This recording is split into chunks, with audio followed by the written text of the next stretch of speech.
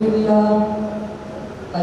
لله وكفى والصلاة والسلام على رسول الله أما بعد السلام عليكم ورحمة الله وبركاته۔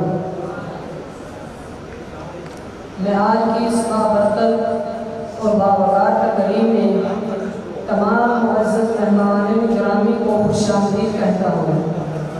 آج ہم سب ایک ایسے موقع پر جمع ہوئے ہیں کہ جس نے ہمیں آزادی جیسی عظیم دولت سے نوازا۔ 14 اگست کا وہ دن ہے جس دن اللہ رب العزت نے ہمیں آزادی جیسی عظیم نعمت عطا کی۔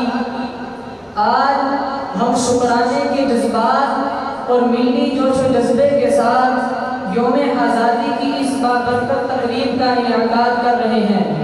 معزز سامعین، یہ دن ہمارے اسلاف اور بزرگوں کی قربانیوں، ان کے ایمان اور اتحاد کی یاد دلاتا ہے۔